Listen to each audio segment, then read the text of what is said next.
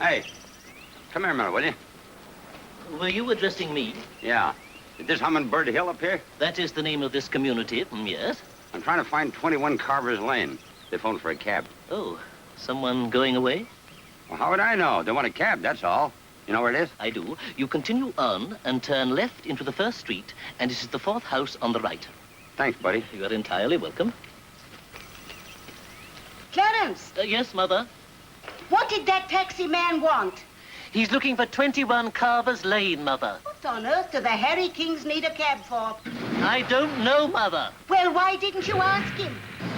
I did, but he doesn't know either, Mother. Oh, you never find out anything.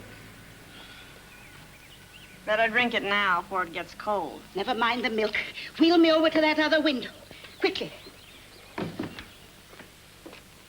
Careful now. Hurry, hurry.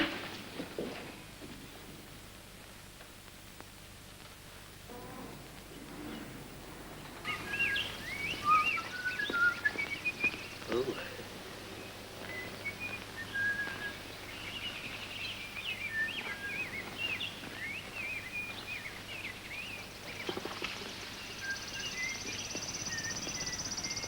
Well? Oh. What do you want? Good morning, Mr. Taylor.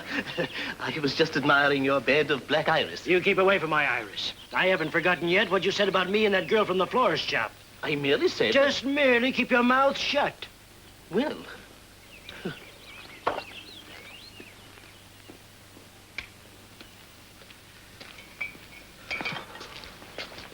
Oh, good morning, Mr. Macpherson. Must have been quite a party you had last night. Would you like a list of the guests who got cockeyed? Or have you already got it? There's no need to be unpleasant. I merely made a friendly observation. Well, make it someplace else.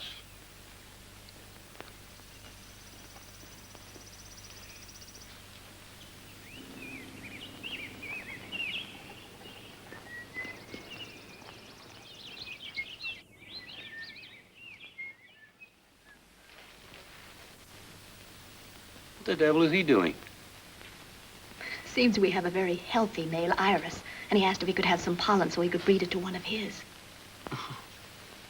Well, I charge him a stud fee. Goodbye, honey. Oh, good morning, John. Good morning. I'm going in. I'll save you a trip. Oh, okay. Anything interesting, Mr. Appleton? Good morning, Mr. and Mrs. King. The mailman asked me to hand these to you. Thank you. Did you get all the pollen you needed? Why, yes, I believe it may produce a fascinating hybrid. Glad to hear it. Well, goodbye, Mr. King. Don't forget, we're entitled to the pick of the litter.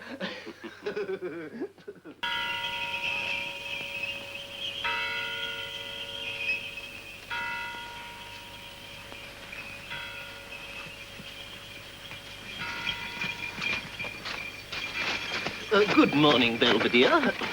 You will kindly address me as Mr. Belvedere until I grant you permission to drop the title. A contingency which seems hardly likely, Mr. Appleton. Oh, well, really, I intended no offense. Tell me, Mr. Belvedere, are you completely happy with the Harry Kings? Only an idiot is completely happy anywhere.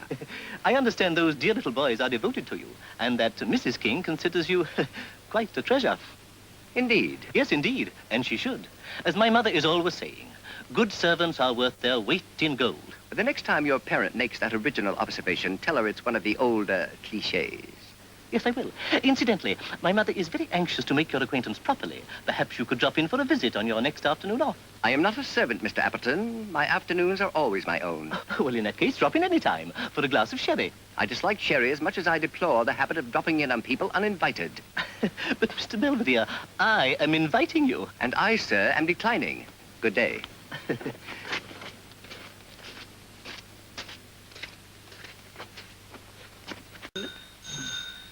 Why, who on earth could that be at this hour? I'll go, dear. You take cream and sugar, don't you, Casey? How do you do, Horatio? Why, hello, Clarence. Come in, come in. I'm afraid this is rather late for a social call, but I found a letter in my mailbox intended for you, Horatio. And as I happened to be passing, I thought, good evening, Martha. Hello, Clarence. How do you do? Good evening. How do you do? Ah, here we are. I cannot think how the mailman could have been so careless. Oh, I'm very sorry, but I'm afraid I opened it before I realized. Of course, I didn't read it. Thank you, Clarence. Anything important, dear? No, just a circular. Won't you join us in a cup of coffee, Clarence, and a sandwich? Oh, do. There's more than a plenty. Well, I really should be getting back to Mother, but perhaps I could stay for just a snack. Of course you can. She'll be all right. You take sugar, don't you, Clarence? 3 lumps, please. How are all the little irises coming along, Mr. Appleton? I must confess I'm quite surprised to find you and your wife here, Mr. King. Why? I just strolled past your house and I felt sure you would be at your own party. Party? Not at our house. Oh, yes, indeed. The house was blazing with lights, and I could hear the music halfway down the block. And as I went by, I saw your guests dancing. Now, who could that be? If you go to the door, you need not conjecture. Oh. Oh, please pardon the intrusion, Mrs. King, but I noticed all your lights go on, and knowing your husband was away in Chicago, I felt constrained to dash over to see if anything was wrong. No, thank you. Everything is fine. Oh, just a neighborly call, you might say, to offer my services if needed.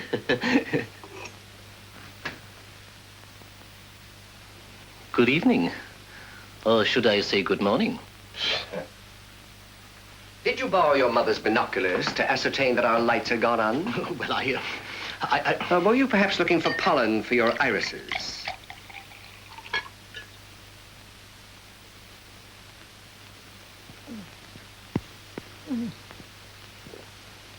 Well? I see that I am not needed. Your vision is remarkably accurate.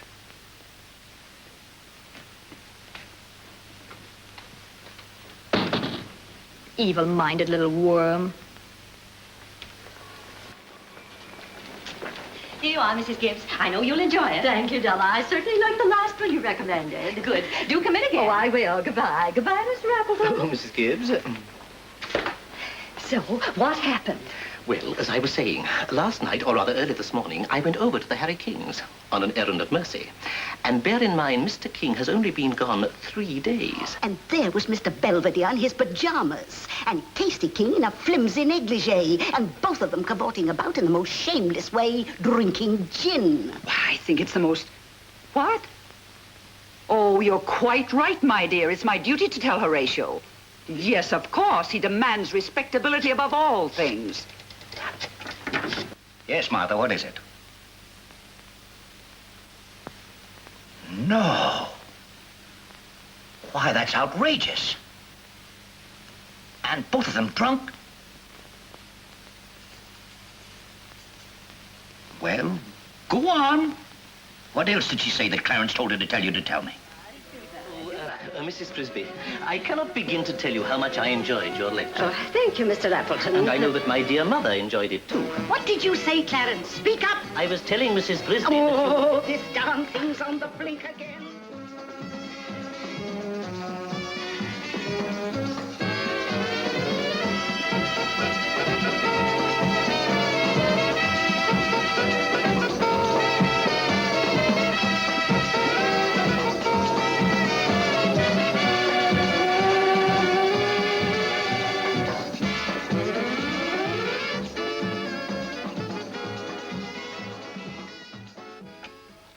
Yes, Martha, what is it? No. Why, that's outrageous. Uh-huh.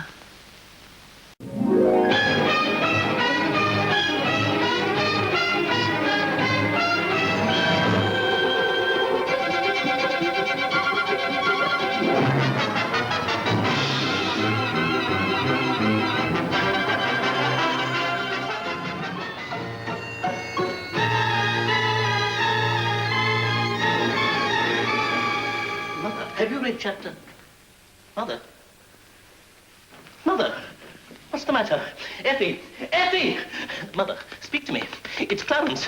Mother, please don't frighten me. Mother. Effie, Effie, get the smelling salts. My mother has fainted. Mother. Come on, Mother. Mother. Oh, Mother. Mother! Mother! Can't you hear me, Mother? I'm suing you for $1 million for libel. Splendid. That's a good round sum. And I'm going to sue you, too. Good. And me. And I, Mr. Taylor. My mother and I are going to sue you, too. And in addition, we shall see to it that you are run out of town. Excellent. Such notoriety would merely cause the sales of my book to zoom higher, if possible. Would you two young men be interested in acting as my attorneys in these threatened suits? Are you serious? Mr. King, I never jest about $1 million. Money is the root of all evil, and I have the greatest possible respect for it. Okay, Mr. Belvedere, we'll be very happy to defend you. Good. How about it, Bill? It's a deal. The offices of King and Philby will open tomorrow morning. And they'll have their work cut out for them. Because we intend to sue not only you, but everybody who supplied you with this libelous information. Good idea. You should always go to the source. I intend to. Has it occurred to any of you gentlemen who that source might be? Who is the person who knows all about everyone on Hummingbird Hill? Who is the one that for years has made a repulsive habit of snooping and gossiping about his neighbors?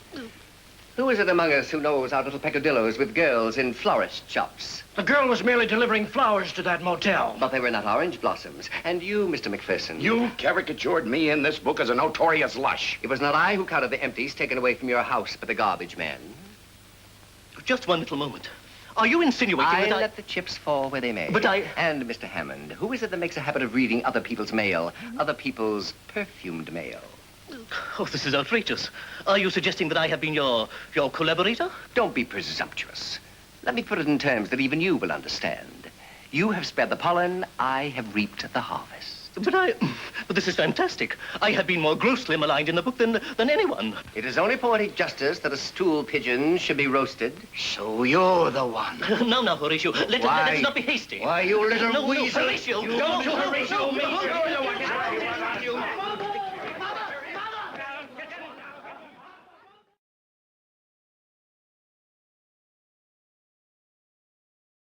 Hello, I'm Rich Herring. You're about to watch my new show, Richard Herring's Meaning of Life, which has been put together by those Welsh misfits at www.gofasterstripe.com. It's like a TV show, but it'll be on the internet, which means we can go on as long as we like. There's no commissioners. We just do it if we want to do it. We can say anything if we want as well. I can say Willis if I want.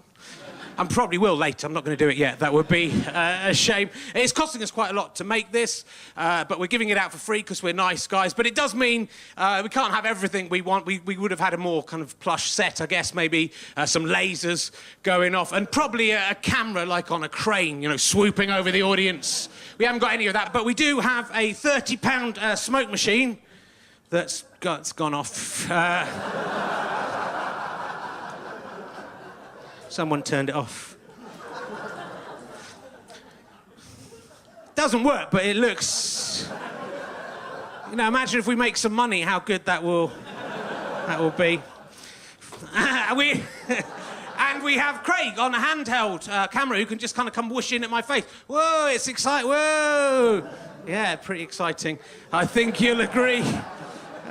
If you like this and you would like us to make more of them, then there's lots of ways you can reward us. You can go to www.gofasterstripe.com and buy one of my DVDs or any of the other fantastic DVDs they do there. I'll tell you more about those later. You can go to my website and book a ticket to see me on tour. That would be very helpful. You can go to Go Faster Stripe and download a longer version of this show or some extras, which you'll have to pay a little bit for. Or if you just tell your friends about this whole experience, that would be a useful thing. Get them to watch it too. Or you could buy a ticket and come and see it live at the Leicester Square Theatre like these idiots did. Look at them. It's fun, isn't it? Well, did you like the smoke machine? Just see if it's £30 that cost me.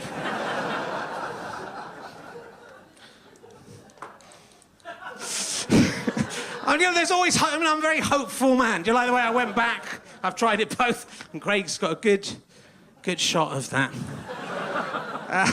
And amazingly, just before the show starts, I just have to tell you this, that I have written a script, unbelievably.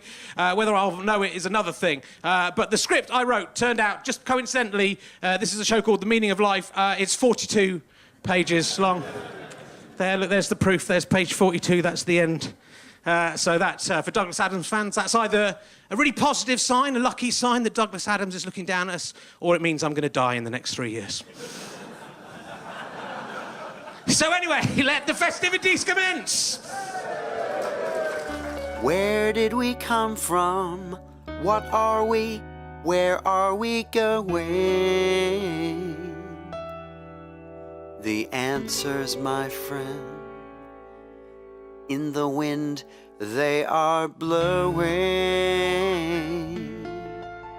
Is the mind of God even worth knowing? What's the meaning of life? That's what this show will be showing.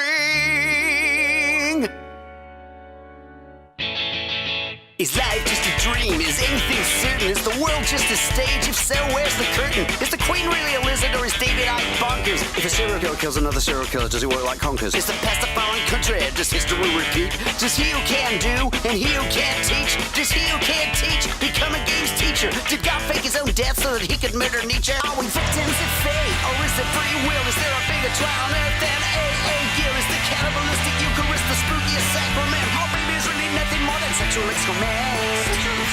Does a suicidal bee, self-indulgent with ennui, recite a sad soliloquy? To be a bee or not to be a bee? From platonic idealism to Heidegger's nihilism to Judaism, Lordinism, it's all just onanism. What's the meaning of it all? What's the meaning of asking? Don't get a logical positivist on me unless you want an ass kicking. Cause I just wanna know, what's the meaning of life? What's the meaning of life? What's the meaning of life? It's no big deal. It's just the meaning of life. Just the meaning of life. Just the meaning of life. Richard Herrings' meaning of life. Have you ever wondered why we're here? If you have, you're an idiot. We're here to see Richard Herrings' meaning of life. And please welcome the man with all the questions and a few less of the actual answers, is Richard Herring!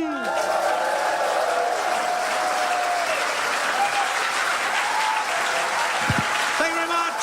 Thank you for coming. Lovely to be here. Leicester Square Theatre. Should have killed me last year. Take that, TV. We don't need no TV. Hello, and welcome to Richard Herring's Meaning of Life, or as all the cool kids are calling it, Rahamol. Which sounds a little bit too like Rohypnol for my liking, but maybe that's apt because this show will be so boring that it will send you to sleep, and then I'm going to creep out of the screen and molest you. This show is like a cross between Jimmy Savile and The Ring.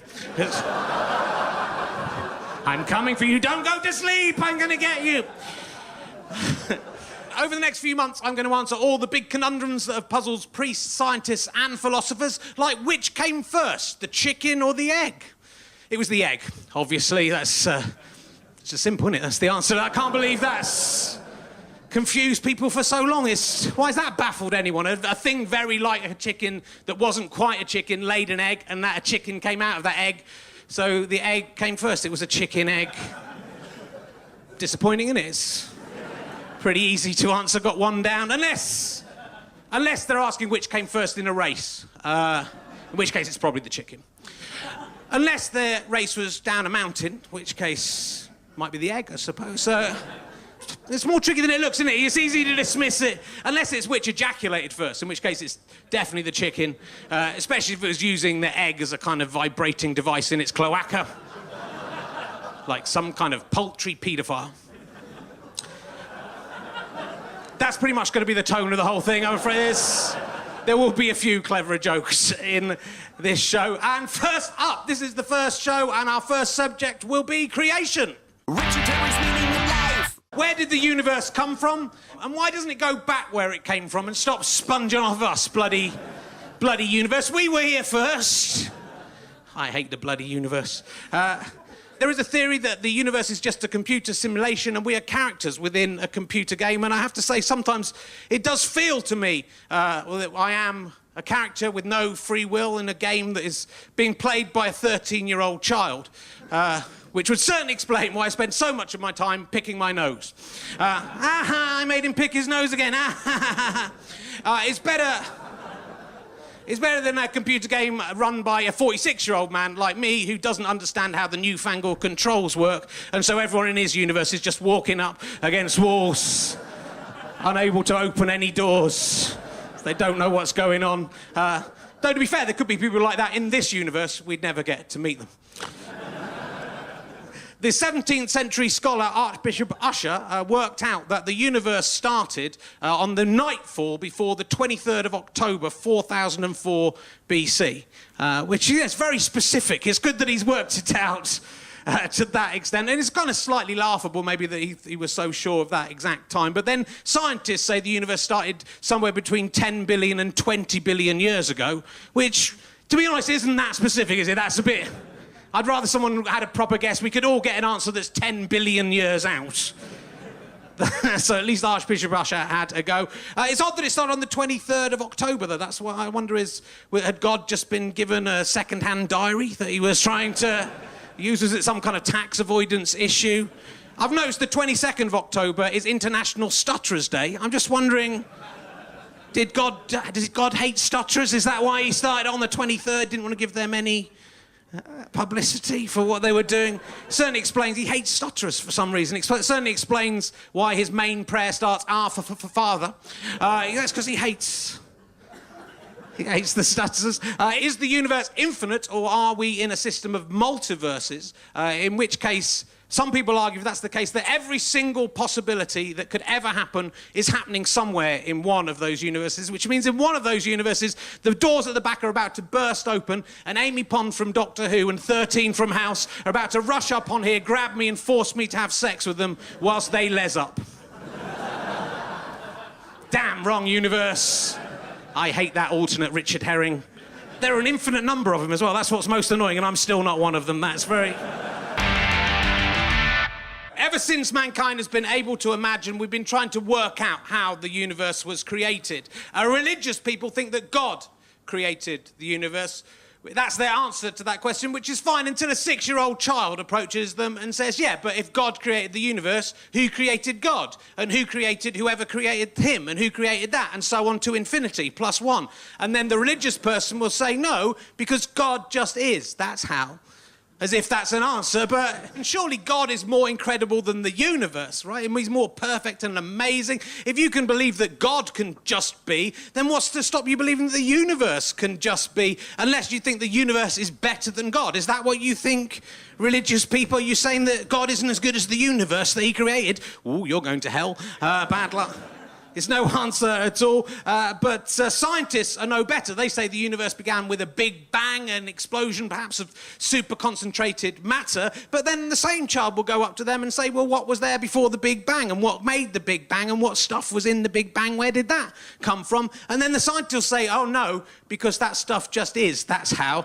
You're just exactly the same as the religious people. You've got no answers. You're just the same people in different hats. It's ridiculous. Both science and religion tried to explain where stuff come from and then just give up. They don't have any answers. Being satisfied with the Big Bang theory is like if there's a terrorist attack and the police discover that it was caused by a bomb, and just say, well, that's that sorted out. Yeah, that's that case closed. That explosion was caused by a bomb. Let's move on. Yeah, but who put the bomb there? What was their motivation? What if it happens again? We have found out it was caused by a bomb. Now let us move on to our next mystery. What I can't understand is, why would God bother? That's what I don't understand. If I was an all-powerful supernatural force, I don't think I'd waste my time creating a universe of stupid people to judge and then reward the most stupid and smug people for believing in me when I obviously didn't exist. What I would do is make an enormous cheese toasty sandwich with pickle, and then I'd stay in bed all day making my own amusement, if you know what I mean. I mean, I would be wanking. So, all I would need in my universe is some bread, some cheese, some pickle, a sandwich toaster maker, and a piece of old rag. Though thinking about it, I probably would need someone to clean the rag for me every now and again, so I'd probably have to make a laundrette and maybe a couple who could run the laundrette. That's all. A detergent factory, all the people in some schooling system, some kind of infrastructure. You can see how it got out of hand, can't you, in the first place? That's...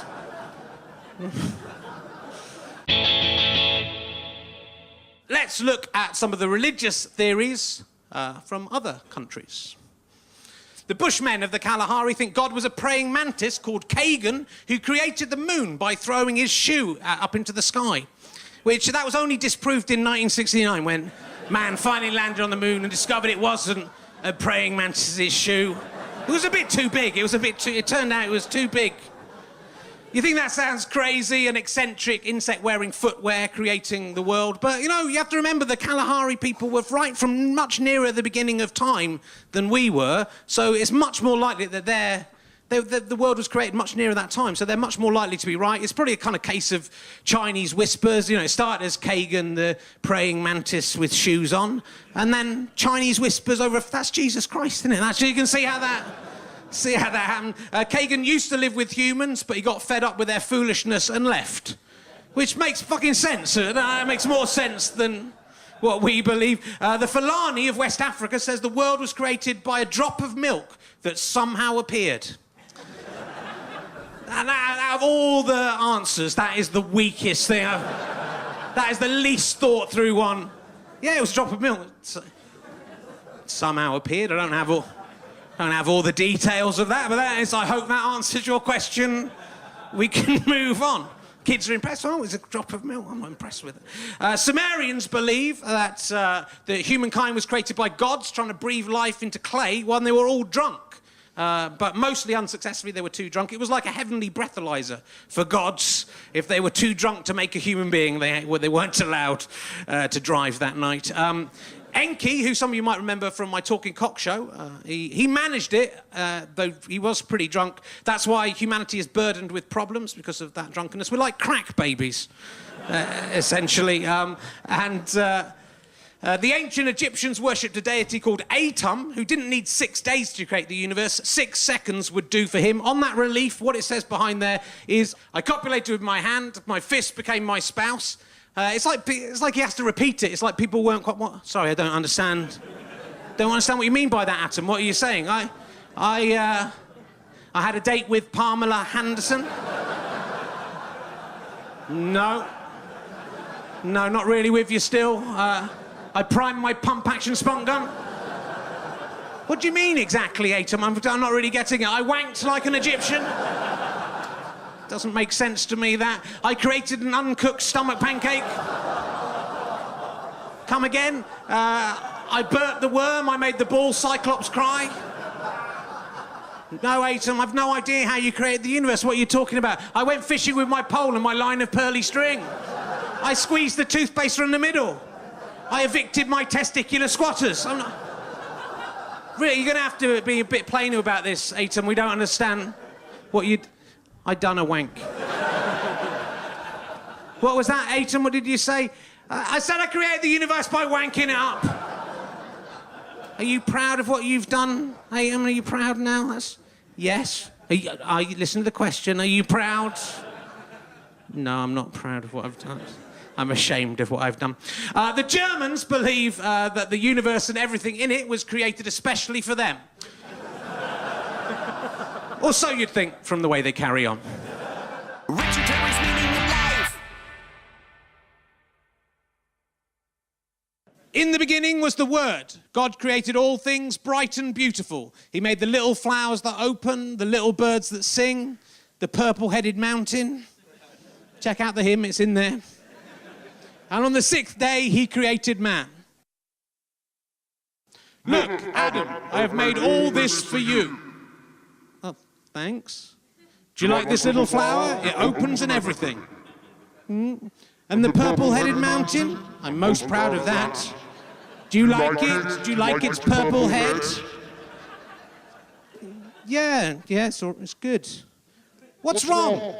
Why have you made me all this stuff? Because I love you. That's what I was worried about. No. Oh, no, not like that. There's nothing funny going on. What, you've just made me loads of stuff and a paradise to live in for no reason, and you're not expecting anything in return? No, of course not. You just do whatever you like, and I will be here watching over you. Do you mind not watching over me? It's a bit creepy. I can't help it. I'm here all the time. Watching. All the time, whatever I'm doing, even when I'm in the toilet. Yes, but don't worry, I'm just watching you in a friendly and non-threatening way. It's a bit weird, just you and me and no one else. Not just you. The little flowers that open, the little birds that sing, the purple-headed mountain. Yeah, the purple-headed mountain. To be honest, that's one of the weirdest bits. Is it meant to be symbolic of something? Oh, no, it's not meant to represent that. I just like purple. Look, I'll make things a bit less weird for you. Just go to sleep. I don't want to go to sleep. Go on, go to sleep. I'm not comfortable going to sleep with you hovering around up there above the water. Go to sleep. Here, get off. What's going on? Nothing. Yes, there is. Look, I've got a big bloody hole in me. This isn't what it looks like. One of my ribs is missing. I knew all this paradise was too good to be true, that you'd want something in return, or turn out to be a Hannibal Lecter. There is a perfectly innocent explanation. Yeah, I wasn't born yesterday. Well, you were. Okay, but I don't know you from myself. You're a total stranger. I should never have trusted you. If only I'd had a mum to warn me about people like you, strange bloke living alone in an immaculate garden. You've got the wrong end of the stick. Look, I'm making you a friend. There she is. Do you like her? Yeah, she's great. Do you like her more or less than the purple-headed mountain? Equal to that? Good. See, there's nothing weird about me. You two have fun. Will you be watching? Yes. What? He likes to watch everything. I'm not going to do anything if he's watching. Just because I'm only wearing a fig leaf, that doesn't mean I'm a slag. Women can wear what they want. That doesn't mean anything. Don't cock-block me, God. Just stop watching. Do anything you like. I have to watch anything, except you can't eat apples off of that tree. That's all. Why not? Do not eat those apples lest you die. Ooh. But predictably, Adam and Eve ate the apple anyway. A child of 3 could see that coming, but God was surprised. You disobeyed me. Get out of my garden. Don't blame us. It's your fault. Did you not eat the apple? Yeah, but you set that up. It's entrapment. No, I made you with free will to choose. You didn't. You made us with curiosity, and now you're punishing us for behaving in exactly the way you intended. No. You're not stupid, are you, God? No, I'm not. I'm all-knowing. Exactly. Then you know that the minute someone says don't do something, people are going to do it. That is human nature. Plus, if we hadn't eaten the apple, we wouldn't have known we were naked, we'd never have had sex, and the human race would not exist. It would have just been you and us in a garden forever. Is that really what you wanted? Yes. No, it wasn't. Come on, Eve, we're leaving. No, you're not. I'm throwing you out. No, you're not. We're leaving anyway. Come on. Good, I'm glad. I didn't want you here in the first place. See ya. Wouldn't want to be ya. I'm going to increase your pain in childbirth for that. Ooh. And in the sweat of your face, you shall eat your bread. Good, I like the sweat of my face. You don't, I do. It's nice, it's salty. It gives a bit of flavour. By the way, I think all the stuff you made for me is rubbish. What, even the purple-headed mountain? Especially the purple-headed mountain. But secretly, God was pleased. The pair had done exactly what he wanted. Now they would bring forth progeny, meaning he would have even more people to confuse with his strange and inconsistent commandments. And he would be able to punish for behaving exactly the way that he'd intended all along. Blessed be the Lord. So we've had a look at the religious views of creation. Let's have a look at what the scientists think. So the main argument against the scientific version of creation is, if they're right, why have they come up with such a shitty name for it? The Big Bang. That is... It's like a 4-year-old child has come up. What should we call the creation of the universe? Was it big? It was as big as an elephant. Let's call it big. And what noise did it make? Oh, it was louder than a balloon bursting. It was a bang, a big bang. It's pathetic. It was actually coined by the steady-state universe theorist Fred Hoyle, who did it to take the piss out of people who thought the universe was expanding. He coined the phrase, and then they used it themselves. This isn't like gay people reclaiming the word queer or black people referring to themselves as N-words. This is physicists and cosmologists going, oh yeah, Big Bang, what a brilliant name for the start of the universe. Like they're tiny kids. They tried to change the name. They came up with a committee. This is genuinely true, to rename it because they realised it was embarrassing. What they came up with was the HSK theory, which stands for horrendous space kablooey, which comes from a Calvin and Hobbes cartoon. They've managed to find one more childish name for it than the cosmologists are all twats. Bear that in mind. when we have one up in a bit. Stephen Hawking argues that time travel will never be possible in the future because if it is invented, then someone would have already come back to visit us from the future. But what if the people who've come back from the future got distracted by the first pub they saw and went inside and fancied the barman or barmaid and then forgot about their time-travelling mission? It's what's known in time-travelling theory as the Gary Sparrow constant.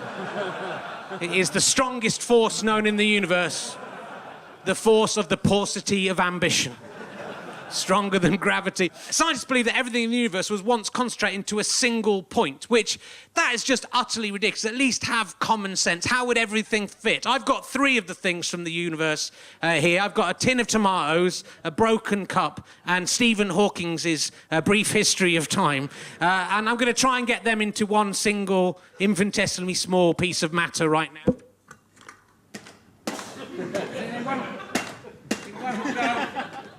I know what you're thinking. Well, Rich, pour the tomatoes into the cup. That will help.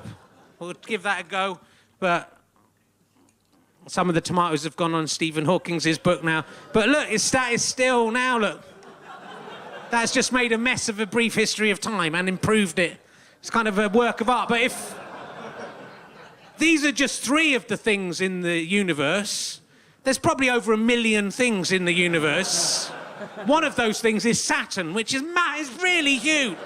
If I can't even get those 3 bits into... How would all the stuff fit? It doesn't... Just use common sense, scientists. That's all I'm saying. Common sense. Religious people at least have the decency to stick to their theory once they've come up with it. Scientists keep on changing theirs every few years. Just when a new bit of evidence comes along, at least...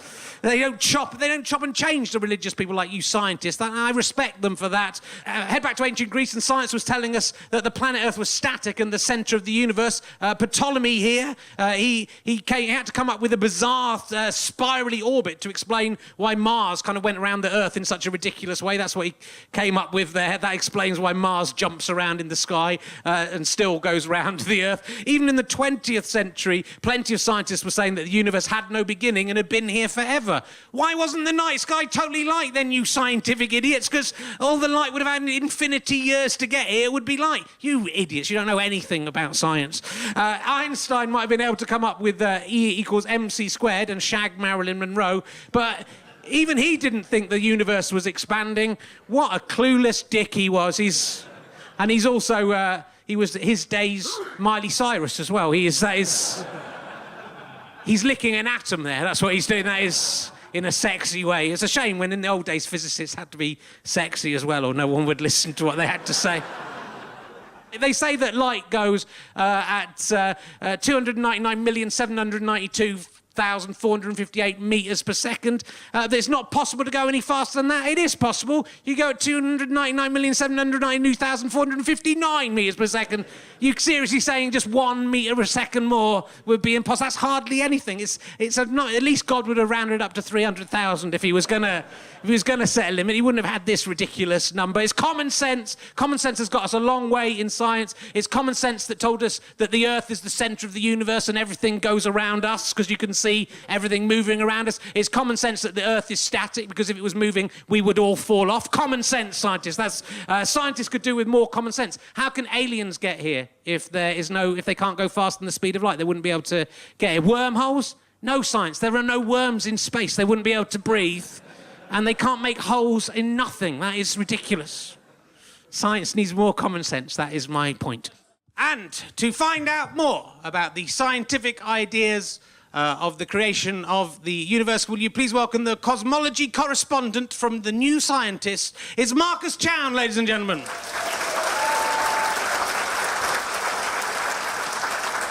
Welcome. Come on in, sit down.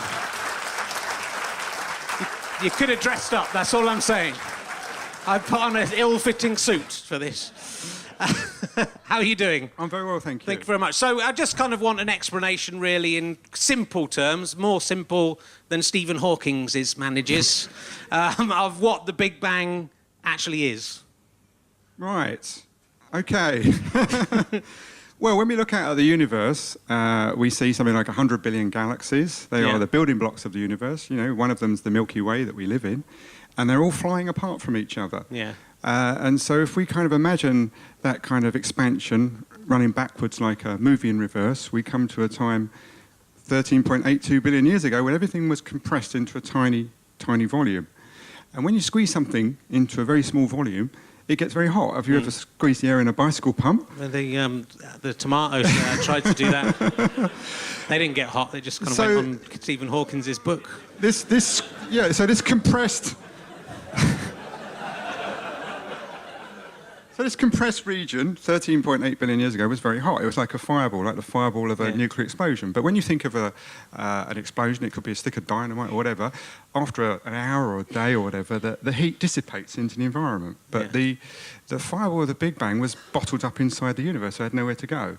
So the heat's all around us today. So that's the second piece of evidence that the universe began in a hot, dense phase. If you tune a television between the stations, something like 1% of the static or snow you see on the screen has come from the Big Bang. It's the heat of the Big Bang. Yeah. But where did the stuff come from that was in the Big Bang? Where did that come from? Well, that's very interesting because... How big was the Big Bang? How was the piece of super concentrated piece of matter? Let's just say, first of all, the basic Big Bang idea is that the universe started in this hot, dense phase, has been expanding and cooling ever since, and out of that cooling debris have congealed the galaxies like our Milky Way. But this model fails to predict what we observe in the universe in three incredibly major ways. And so three things have to be bolted on to this model to make sense of it. And one of them is called inflation, and it begins to answer your question. Right. Begins to? Do you want me to go into it? Yeah, I do. I would like to know. Okay, right. I won't tell you why it's bolted on. We can edit it out. Yeah. By the way, I might sound quite certain about all this. Okay. But I ought to tell you that we've only ever seen 2% of the universe. Yeah. 98% of it's invisible. Yeah. So this amazing edifice of the Big Bang Theory is built on the 2% we can see. So yeah, and you know there's loads of stuff right in the universe. If you notice, when you look out, there's big stars and stuff. That's my problem, is how it all fitted into the original bit. Yeah. That is... Because it's all very well saying it's all come from there, but it must have been quite a big clump. Okay.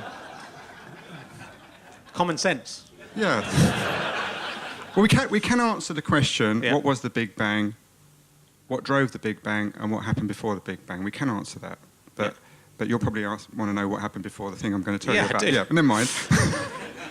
Basically, the vacuum of empty space is actually not empty. According to quantum theory, it's seething with energy.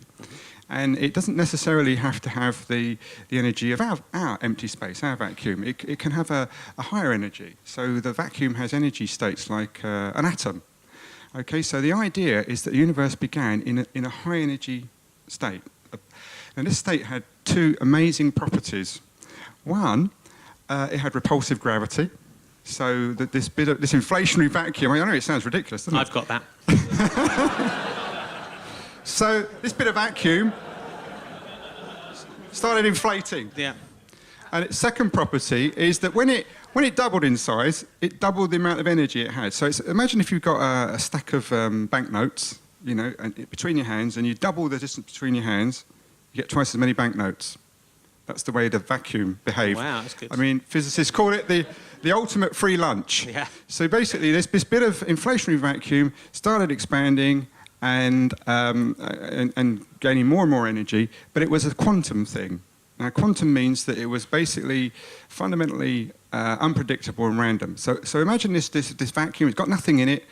It's expanding ever faster, and all over it, tiny little bubbles are forming where it randomly decays into ordinary vacuum. So it's in this high energy state, but it randomly decays into our vacuum. Okay. What's it like inside these little bubbles in this vast ocean of vacuum that's expanding?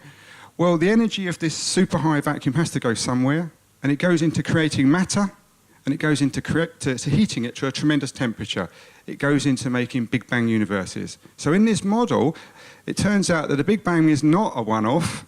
These little Big Bang universes are going off all over this vacuum like firecrackers, randomly, and we're in one of them. Okay? Right. Now you're going to say, where did the inflationary vacuum come from? I'm not. I was going to say, I've got quantum things in my dishwasher quantum tablets, and you never know what's going to... Sometimes stuff comes out clean, but sometimes it's really dirty. So I guess that's why. It could be, yes. Yeah. Is it possible the Big Bang was created by a wanking god? That could be the impetus behind it, and then then it sort of shoots off, doesn't it? And that's well, and then that all flies around, or the glob. You know when you have a wank in the bath, then it sort of all sticks in your hair and stuff, doesn't it? Maybe it's like that. Have you considered that? No. Do you naturally know what's all the answers, but you're just stringing out so you can sell more books? I don't know any... No, actually, I'm very, very happy to admit that I don't know most of the answers, and that's what really excites me about science, that most of the interesting questions we haven't answered yet, and so I'm quite happy to say to you, I don't know, if you ask me that question. OK. You don't know about the wanking one. That's definitely true. Ladies and gentlemen, big round of applause for Marcus Chown. Thank you.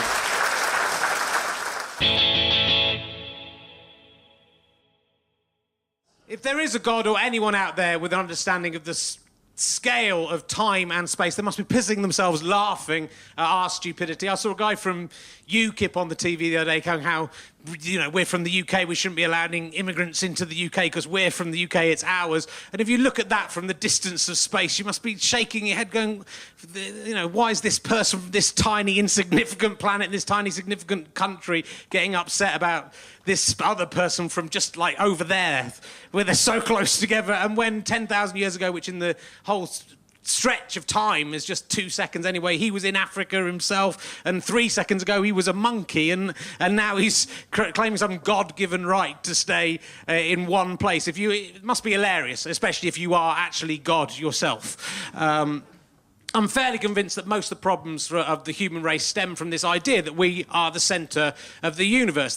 It might be how we survived. I think we started off believing we were the most important species on a planet that was the centre of the universe. Everything went around us and everything went around our lives. Our country was the most important part of that planet, and everything spun around. But gradually we had to accept we're not the centre of the universe, that we go around the sun. The sun's just on the outer spiral arm of one of billions and billions of galaxies. And I think that's a sign of maturity for our species, that we are understanding that and realising that we're not the most important thing. We're an insignificant part of a massive, massive machine that goes beyond us for so far. But the irony is that if science is right and the universe is infinite, we are at the centre of the universe, because everywhere is the centre of the universe if the universe is infinite. So we come round to that fact. But the understanding that everywhere is the centre of the universe, not just you in your personal life, I think is possibly our only hope for survival as a species. And the journey to understand as much as we do about the universe is an incredible one. We shouldn't laugh at the ancient tribes who thought they were shoes from praying mantises thrown into the sky, or Ptolemy getting the Mars orbit right, or even Archbishop Usher being so specific about this time and date. They all help towards our understanding of what the universe is. How truly awesome is it that human beings understand the universe enough to work out it started 13.8 billion years ago. Not that we know everything about the whys and wherefores of where it came from, but the level of understanding we have is truly astonishing, given that we were part of the explosion. The parts of us were in that explosion. If that bomb did go off, you wouldn't expect parts of the debris to kind of work out what had caused the explosion and why it had happened and how long ago it had happened. But even if you were prepared to wait 14 billion years, you'd still think, I don't think those bits of debris are ever going to understand what happened to them. But here we are with some stardust that has pulled itself together enough to start to understand where it came from, even if we don't know quite why. Yes, we're selfish pricks and we've fucked up the world and we leave public toilets in a bit of a mess a lot of the time, but we're pretty impressive bits of debris sometimes. Personally, from my investigation today, I think it's most likely that God is a teenager, which, if memory serves me right, is pretty much the conclusion to every single episode of the original Star Trek series.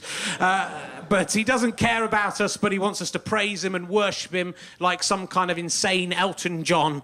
And he's either accidentally spunked us up whilst wanking like Atom, or he's created us in a computer game he's playing. He doesn't care about us. He enjoys torturing us. He'll turn us off as soon as he's met a girl. In fact, the chances are he'll just leave it on and forget that he was playing it and just let us play this game out ourselves. It might already have happened. It's up to us to work out what the future is going to bring. We don't have these gods with us anymore. We're in charge of our destiny. We're flying this plane, wherever this plane originated. Thank you very much for listening. I hope you've enjoyed it. Goodbye.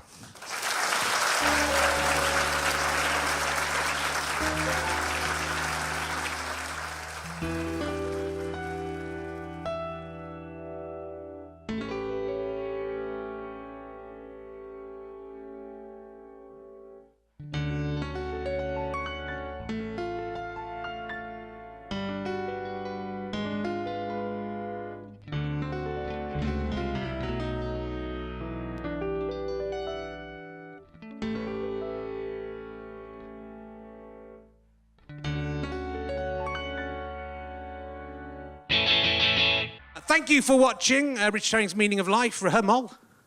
Oh, good. That's what all the cool kids are calling it. It was nice of me to give it for nothing, wasn't it? And we don't really want to get sponsors or adverts into this, except maybe adverts for ourselves. If you can pay us back by going to Go Faster Stripe and buying some of their merchandise, they do all of my DVDs and some of my books. There's a couple of books you can buy of mine. They also, things like Fist of Fun DVDs you can buy there, and all of my live shows. They also do all sorts of other things. Let's just take a lucky dip. Peacock Season, that's a movie with lots of famous stars in it. They've got stuff with by Kevin Eldon, Simon Munnery, Stuart Lee. There's also Stuart Lee stuff. But he's quite good. So they've loads and loads of DVDs. Go and do check out their merchandise. Even if you just buy one thing from them, that would massively help us carry on with this stuff. You can go and download extras for this series. Also at Go Faster Stripe. You can come and see me live on tour at one of my gigs. Go to richardherring.com/gigs and you'll be able to find out all about that. And you can also just go fuck yourselves. Didn't have an extra thing. Didn't have another one. But you can if you like. I've got a fog machine for sale on eBay if anyone wants to get that. So thank you. Do just spread the word about this. Tell your friends if you've enjoyed it, and just let's get as many downloads as we can and many people watching this as possible. And then who knows where this might lead.